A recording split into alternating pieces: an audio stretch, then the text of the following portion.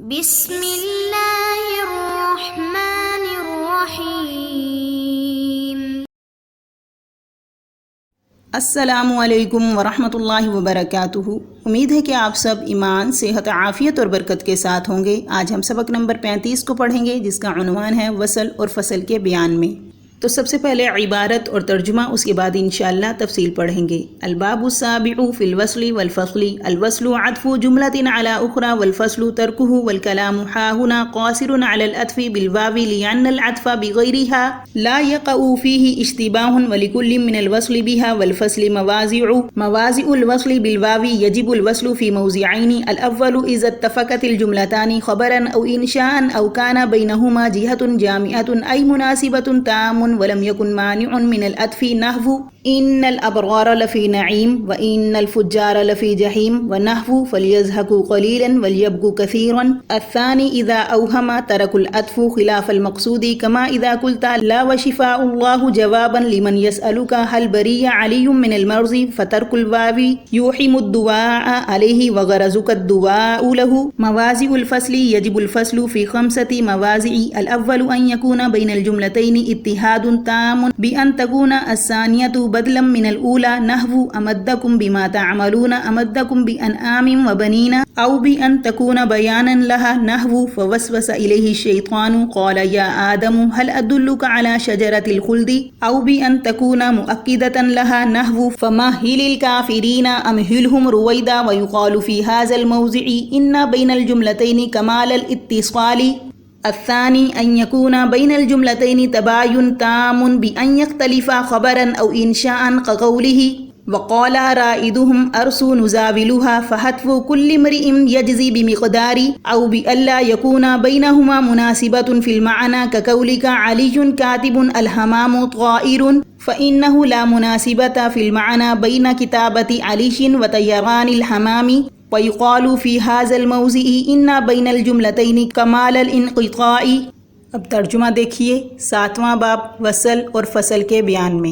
وصل ایک جملے کا دوسرے جملے پر عطف کرنا اور فصل عطف کا چھوڑنا ہے، اور کلام اس جگہ صرف عطف بالواو کے متعلق ہے، کیونکہ اس کے واو کے بغیر عطف نہیں واقع ہوتا۔ اس میں اشتباہ ہے، اور واو کے وصل اور فصل میں سے ہر ایک کے لیے مقام ہے واو کے ساتھ۔ یہ وصل کی جگہیں ہیں۔ واجب ہے وصل 2 جگہوں میں: الاول جب 2 جملے متفق ہوں، خبر یا انشاء ہونے میں، اور ان کے درمیان جہت جامعہ یعنی مناسبت تامہ ہو، اور عطف سے معنی نہ ہو، جیسے بے شک نیک لوگ جنت میں ہوں گے اور بے شک برے لوگ جہنم میں ہوں گے، اور جیسے ہنسو کم اور رو زیادہ۔ اور ثانی جب عطف کا چھوڑنا وہم پیدا کرے خلاف مقصود کا، جیسے جب تو نے کہا نہیں اور شفا دے گا اس کو اس شخص کے جواب میں جو تجھ سے پوچھے کیا علی بیماری سے بری ہو گیا، پس واو کا چھوڑنا وہم ڈالتا ہے بد دعا کا، اور تمہاری غرض اس کے لیے دعا کرنی ہے۔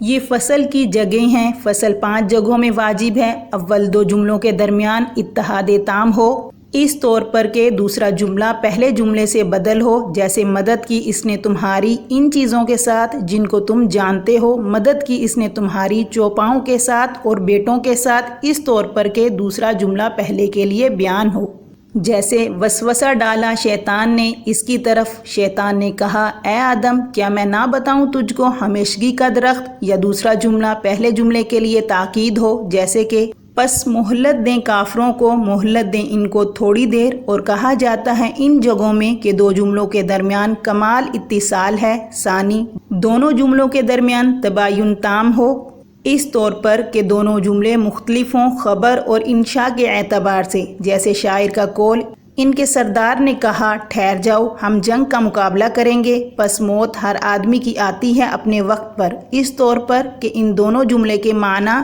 میں مناسبت نہ ہو، جیسے تیرا قول علی کاتب ہے کبوتر اڑتا ہے، پس بے شک علی کی کتابت اور کبوتر کے اڑنے کے معنی میں کوئی مناسبت نہیں ہے۔ اور کہا جاتا ہے اس جگہ میں بے شک ان دونوں جملوں کے درمیان کمال انقطاع ہے۔ اب تفصیل دیکھیے۔ اس 7ویں باب میں حضرات مصنفین وصل اور فصل کے متعلق تفصیل بیان فرما رہی ہیں کہ کس جگہ 2 جملوں کے درمیان وصل رہے گا اور کس جگہ فصل کیا جائے گا۔ تو فرمایا کہ وصل نام ہے ایک جملے کا دوسرے جملے پر عطف کرنا، اور فصل کہتے ہیں عطف نہ کرنے کو۔ اس کے بعد فرمایا والکلام ہا ہنا، یعنی یہاں سے فرماتے ہیں کہ حروف عطف تو 10 ہیں اور ان میں سے ہر ایک کے ذریعے ایک جملے کا دوسرے جملے پر عطف کیا جاتا ہے، مگر یہاں پر بحث صرف عطف بالواو کے متعلق ہے۔ وجہ اس کی یہ ہے کہ واو کے علاوہ دیگر حروف عاطفہ سے عطف میں کوئی اشتباہ نہیں ہوتا، صرف واو ہی ایسا حرف ہے جس کے ذریعے اشتباہ ہوتا ہے، اس لیے بحث کو اسی پر منحصر کیا گیا ہے۔ آگے فرمایا وَلِكُلِّ مِنَ الْوَصْلِ بِهَا، یہاں سے واو کے ذریعے عطف کرنے اور نہ کرنے یعنی وصل اور فصل دونوں کے کچھ مواقع ہوتے ہیں، ان کی تفصیل بیان کی جا رہی ہے۔ تو سب سے پہلے وصل کو بیان فرمایا کہ وصل 2 جگہوں پر واجب ہوتا ہے۔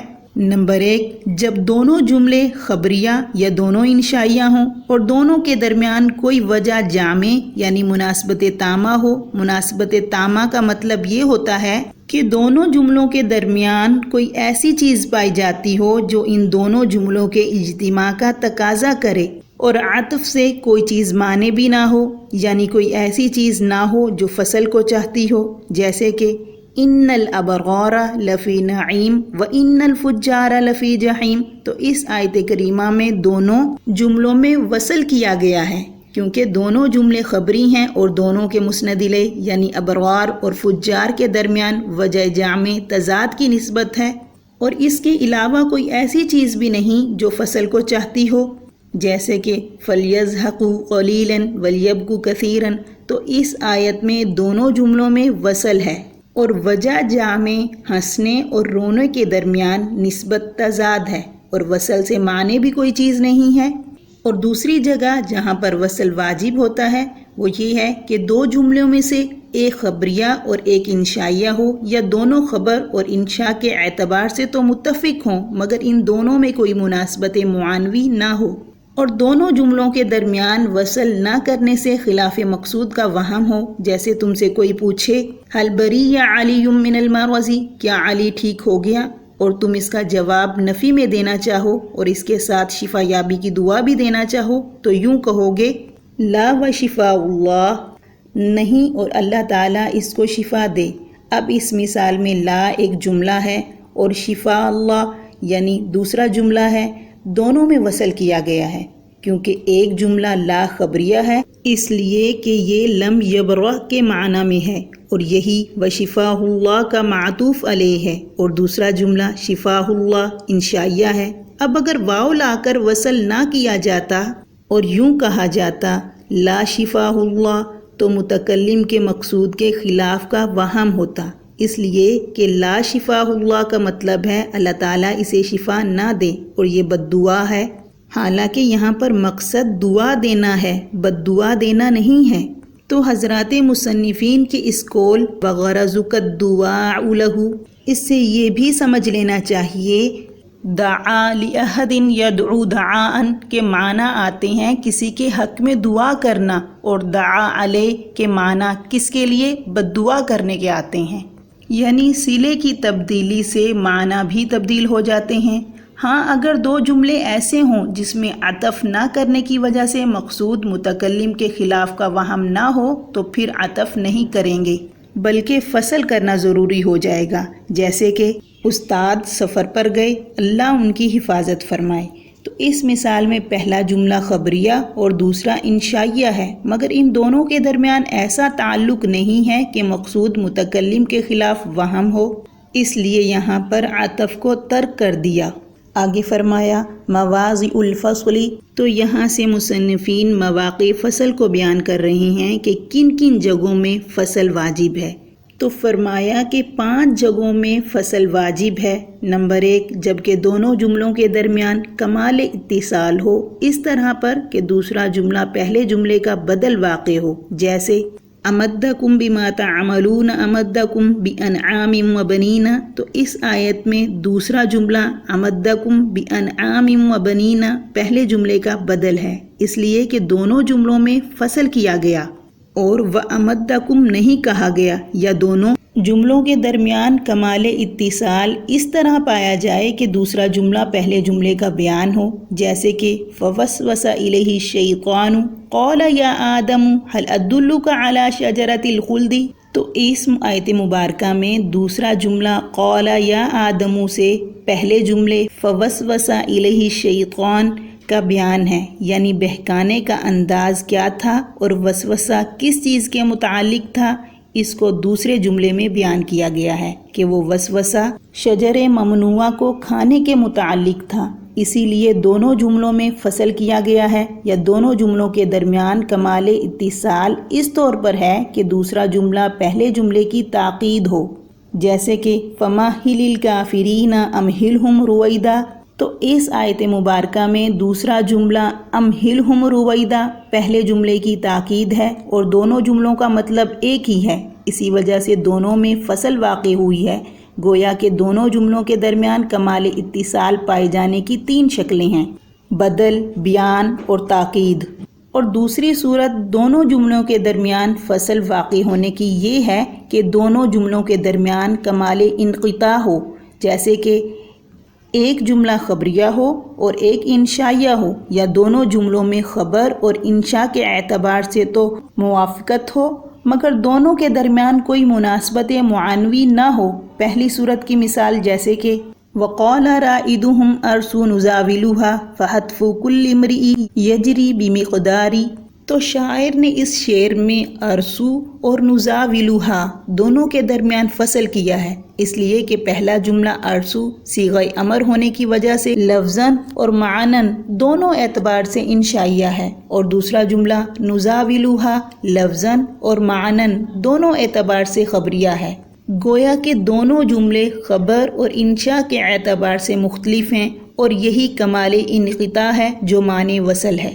اور دوسری صورت کمال انقطاع کے پائے جانے کی یہ ہے کہ دونوں جملوں کے درمیان معنن کوئی مناسبت نہ ہو، اگرچہ دونوں جملے خبری یا انشائی ہی کیوں نہ ہو، جیسے کہ علی کاتب الحمام طائر۔